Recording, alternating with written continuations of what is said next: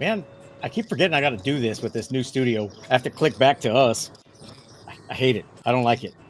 We'll figure something out. Maybe we go with a new streamer eventually. Hey guys, thanks for dropping in. We kind of did this spur of the moment just because of I guess the magnitude of the game that we just came back from. So I'm actually home already. Justin's on his way back from San Antonio from the Miller DeSoto game. 109 We miles just to wanted to be give exact. how 109 miles. Is that what you said? Yeah. In-N-Out and Crumble Cookie took up a pretty good chunk of my night. Oh man. Okay, so we're just gonna dive right into this, right? So, hang on. Let me pull the chat up real quick before I I'm not go. driving. Blake's driving. Hey, Blake. Just in case people are wondering what the hell's going on. There we go. Okay, guys, chime in as we go. We're not going to take very long, maybe 20 minutes or so, just so we just want to get some thoughts off our Oh chest. yeah, hey, make sure you're interactive with the comments, please. Oh, I will. We'll wait for some to come in, guys. If you guys got anything to throw it in there, and we'll address as we can. But the big ticket item is Miller DeSoto. The final score was 59-21, right? Is that what the final was? 59-21? Yes, I believe so. Let me look at that again real quick just to verify. 57-21. What were your thoughts? Share your thoughts, and then I'll share mine. Well, for me, doesn't really it doesn't really indicate how that game was being played if you were there watching, or even if you're watching on the stream. I mean, the thing is Miller moved the ball really well. I think what people don't realize is they had 250 yards of total offense in the first half, right? It was 3 drives that they got inside the red zone and just stalled, right? Which credit to DeSoto's defense, because I think it goes to show, like, to me, what it did was it kind of painted the picture to me that DeSoto can move the ball against them. Like, I got the first day, we can tackle these guys. Like they're not going to score every single play, right? So then my thought was like, okay, like they're beatable, or at least they're manageable, right? And then obviously you're going to give a big play to DeSoto, right? It's not happening. They had too big of an off the line, too much speed, too much talent. They have depth at this level at all. And then and I'm going to go back to what I'm talking about when they got in the red zone. They would bend, but where DeSoto really made the living was that speed and size. When you narrowed it down and you only had 20 so yards to work with, that was like really the difference in this game. Was they had the speed and size. They were very good tight. Yes. Once you kind of eliminate like how much field you have to work with against them, it's a grind, and that's where Miller lost out on. So to me, I'm not, if I'm a Miller fan, like, game like in shambles and the world's not falling, not the world, like to for anyone who expected of this, like, you just really had high hopes, because this played into exactly what I think pretty much what everyone across the state thought it would. And honestly, I think if you're being real about it, across the state, if you ask anyone, I would think they would probably tell you, hey, that was a little impressive that Miller was able to move the ball the way they did against DeSoto in some aspects. And then honestly, they were able to contain DeSoto for the most part pretty good. It was 22 points from DeSoto, I think, in the first 14 minutes of that ball game. So first quarter. It wasn't like they were just one play in Miller over and over and over, and it was a boat race. I mean, Miller made them work, right? And honestly, I think the Miller boys, like, this was a big stage for them, dude. Like, that's probably the best team they'll ever play in their entire career. DeSoto, on the other hand, dude, they played the number 2 team, Georgia, week 1 to nothing, right? And then 70. They just came off of 70-0. And they just came off a really hard fought game against North Crowley, who I think people who aren't familiar don't realize how good that North Crowley team is. They're probably the second best team in the state of Texas, Duncanville being number 1 right now. And I would say DeSoto's arguably number 3. When the Tascasita kind of put them in having one of the worst seasons on the road.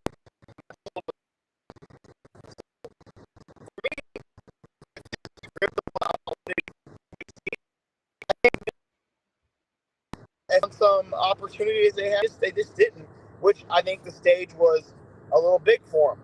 But that was the whole point of this game, was to get there, see this, learn from it, put it on tape, and understand, like, okay, now what can we fix to make ourselves better for eventual playoff run later on down the road.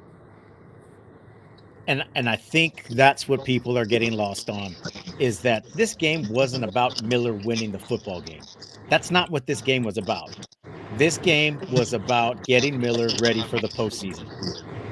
Correct. They hung with these guys. So DeSoto had 568 yards total offense. Miller had 438. That's pretty damn good. And just like you said, you had to watch the way this game was played. DeSoto's defense, if they have a weakness, it's in wide open spaces between the 20s. But like you said, they have the athleticism. Once they get in tight, they cover a lot of ground with that speed. Those guys were fast. I mean, I think they've got like 5 D1 players on that team, right? At least, right? No, absolutely. And these guys, we were in the pregame and the locker room. We were at halftime. They weren't scared. These guys were ready to play. Yeah. And here's a stat for you guys who didn't watch it. Trevor Long did not get sacked all game. That's what was really impressive to me, is the way that offensive line played against that big ass defensive line from DeSoto. Yeah, well, dude, again, I think I'll be honest with you, I think DeSoto's D line, I was a little surprised at the lack of, like, I think brute size they had, but they were bulky, fast guys, right? Athletic guys that were, to me, big middle linebackers playing D-line that were just really, really quick for what they were. They weren't like tower over you big, but they were fast, and they were just thick. They were thick boys, bro. And I would agree. I was surprised that Miller's O-line held up the way it did. Now, to Trevor's credit, he did move a lot with his feet and help him out, right? Which you're going to have to when you face a team like that. And, of course, that leads to, like, the off-balance throws and the occasional misses, and that's what leads into the game plan of being a good defense, right? Disrupting quarterback timing. But for the most part, man, he delivered good balls all night long. He threw beautiful balls. I have never seen Miller dropped a lot of passes that game. This game, you grab half of those, and the ball game's closer. Do they win? I don't know. I'm not going to play make believe like some folks on this thing will. If they caught this, they would have done that. Would it have been closer? Probably, right? But there was 3 touchdown passes that were dropped for sure. So, I mean, it's a different ball game. It's closer. And, you have some folks saying, oh, well, it's the second team's playing. And no, I don't think that was the case. I don't think DeSoto put their second team in. Not until the very, very, very end, like way, way, way late. Yeah. Because the thing is here with so for DeSoto, right, people asking, why does DeSoto take a game like this? And I think what people fail to overlook on this as well is, this is a good tune-up game for DeSoto, right? This is a good measuring stick of, like, what can we do that we haven't been able to do against maybe more quality or closer competition teams, where you, like, I need to go to my bread and butter when I need to get a first down or win. And they're able to kind of try some new things out, or maybe try some gadget plays here or there. And then just tune up the overall part of your offense and defense, right? You're getting coaches familiar with going quick. They went very fast. They moved the ball very fast. There was maybe 5 seconds in between the play ending and being, like, right back on the line. That was impressive to me. And then, we were on the DeSoto side for a little bit there, and you saw Coach Mathis, like, he was jumping guys' asses because he felt like they weren't being disciplined at certain things. And that's one thing I would say that I was, like, pretty impressed with DeSoto was, they were very even keeled. They were not trash talkers. They were not chirpy. They did their job. They took care of business, and they moved on, right? Which I think sometimes the DFW gets a stigma for being front runners or cocky, which they have every right to be, man, with the kind of football they play and who they are. And the record speaks for itself. They were not that. They were not that team, and I think that's indication of the kind of coach Mathis is, and I think it's indication on why they are who they are, right? So, I don't know. I think the people that are just being haters to hate and saying, oh, well, you didn't win, you got blown out, whatever, man. Whatever. You know, this game wasn't about winning. It was not about them winning. There's not a single team from where we're from that was going to take this game or would even attempt to take this game or even pretend to want to take this game. And to that, I tip the hat to Miller and Coach Evans for manning up and going and putting themselves out there like this, because this wasn't like a hidden secret game. It was pretty known around the state what was going down tonight. Yep. So, like, to put yourself out there in probably a lose-lose situation and try your hardest because you're trying to work on things and see where you're at as a team after how you bowed out in the playoff last year, that's just, that's another level of football right there, in my opinion. Yeah, and don't forget, that's another level of football we haven't seen. They played 2 classifications up, right? Miller's 5A D2, DeSoto's 6A D2. They played 2 classifications up this game, right? Yep. And like you said, a lot of people in this area wouldn't win that game. There's a lot of people in the state, Houston, Austin, that would not win this game. Okay, let's not say that, oh my God, it's this huge upset that DeSoto won today. There's a lot of teams in the state that would not have won this ball game. Top 10 teams in the state that would not have won this ball game. Maybe even scored as many touchdowns as Miller did. No, exactly. I think it's the point differential. The yardage was impressive. That you put up 450 yards against a really good DeSoto team, right? Probably their best team in the state, easily, right now. Yep. Blake City wants to say something. One thing that impressed me a lot about Miller's defense is they pushed that DeSoto offensive line and had a lot of quarterback hurries and pressures. They made that guy move and slip around out there. He wasn't just standing back there picking daisies. Yeah, and see, that's the thing, Blake, right? Is that kid was athletic enough to get away from some of that pressure. I mean, that kid was athletic. Slipping through all these tackles and linebackers. Yes. So, I mean, it was like pick your poison. Let him sit back or you rush the passer. They got to him. I mean, it wasn't like they just let him walk by. And I'll give another thing I think, too, like you got to look at from a positive note for Miller was, dude, their secondary hung with that receiving core as best as they could, man. The safeties made some good plays that disrupted touchdowns. Interception. It's just, at a certain point with an offensive line like that, dude, they're going to bust a play on you. There's too much speed and talent for them not to score. Like, you knew where they were going to put up 50+. It was just your job to slow it down as much as you could and try to bang with them as best as you could and figure out that, hey, and I think the thing is, dude, like, if you're Miller, like, there should be no team you're scared of. Like, you played DeSoto, right? Like, you saw how they hit. You saw how fast they were on the field. You're not going to find a team in your classification faster, bigger, or hard of hitting until maybe the state game, right? Maybe, or the game before state. So, like, I think that is another huge thing. Is like, what do you have to lose at this point? Like, dude, you already played DeSoto, and you put 450 yards up. You can put 450 yards up on anyone you want to. You know what I mean? That's how I see it. So, but if, like, I stood in there and I think you took a phone call and I just listened to what Coach Evans had to say prior to the game being played. And then we heard him at halftime, and, like, anyone outside that locker room, it really doesn't matter what your opinion is, right? Because everyone's got one. And if you living and dying off what other people thought about you and your football team, then it's going to be a long year, because you could go 16-0 and someone's going to bitch and complain about something, right? So if you can contain that in your locker room, everyone in that locker room knows what the goal was, knows what the objective is moving forward, dude, then you're fine. And I honestly, when we left halftime, I was really thinking about it. What did I ask you when we were walking in the huddle? I said, man, what if like this works and like this was that edge that they need to get them over that hump, like, and realize, hey, dude, like, we can do it. Like, we can hang with the state. Like, we can do it. Like, what if that's it? Like, then what's the narrative going to be? If Miller makes it to that state game, or hell, what if they win it?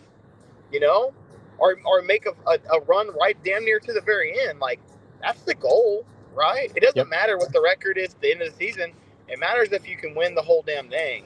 And I honestly left the locker room at halftime in my head thinking like, dang, like I guess maybe I finally saw the full picture myself, even though I thought I knew the whole picture. But I was like, man, like, what if this is it? Like, what if this is what works? Like, you know, because we've never seen it before in our area. Yep. To schedule this kind of competition, so it's going to be interesting.